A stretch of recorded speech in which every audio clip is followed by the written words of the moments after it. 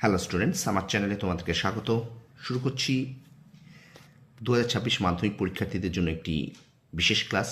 তোমাদের সামনে রয়েছে, দেখো, একটি স্কুলের 2025 সালের টেস্ট পরীক্ষার প্রশ্ন। এখান থেকে ইতিহাসের 2, 4 এবং 8 নম্বরে কী কী প্রশ্ন আছে তোমরা একটু দেখে নাও। ঠিক আছে, চলো। তো আমার একটু শরীরটা খারাপ, কাশি হচ্ছে, ভিডিওর মাঝে একটু কাশি হতে পারে, একটু মানিয়ে নিও। হ্যাঁ, তো চলো শুরু করি ক্লাসটি। দেখো, প্রথমে শর্ট প্রশ্ন একটু দেখে নাও। শর্ট প্রশ্ন কী কী আছে এগুলোকে আমি আর দাগাইনি, ঠিক আছে? তোমরা নিজেরা একটু করো শর্ট প্রশ্নগুলো। সরি, ঠিক আছে? এই শর্ট প্রশ্নগুলো একটুখানি তোমরা দেখে নাও। তারপরে আমরা 2 এবং 4 এবং 8 নম্বরে কী কী প্রশ্ন আছে সেগুলোকে দেখব, ঠিক আছে?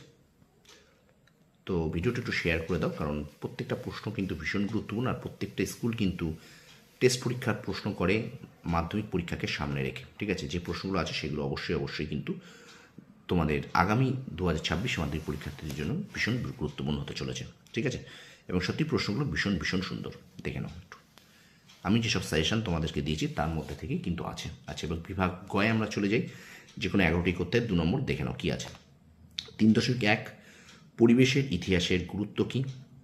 3.2 চুঁইয়ে পড়া নীতি বলতে কী বোঝায়? 3.3 নাট্যাভিনয় নিয়ন্ত্রণ আইন 1875 কী? কার্লাইল সার্কুলার কী?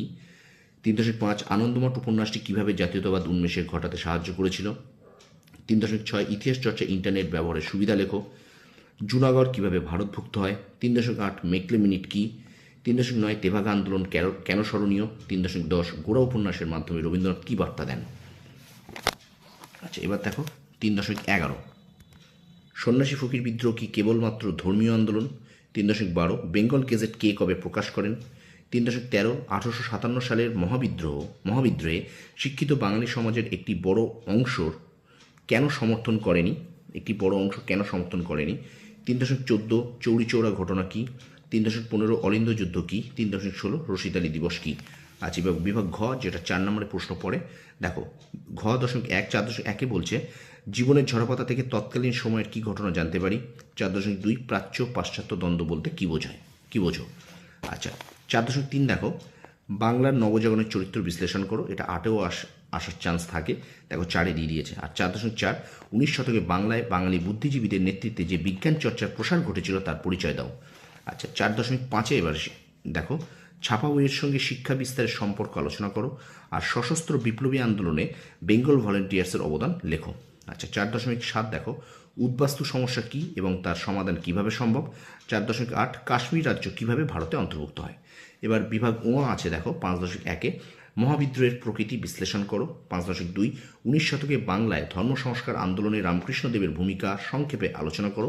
এবং 5.3 হলো, দেখো 20 শতকের ভারত কৃষক আন্দোলনের ভূমিকা সংক্ষিপ্ত বর্ণনা দাও। ঠিক আছে, তো এই ছিল তোমাদের একটি স্কুলের টেস্ট পরীক্ষার প্রশ্ন। প্রত্যেকটা প্রশ্ন কিন্তু ভীষণ গুরুত্বপূর্ণ। 4 এবং 8 নাম্বার এবং 2 নম্বরের প্রশ্ন তোমাদের সাথে শেয়ার করলাম।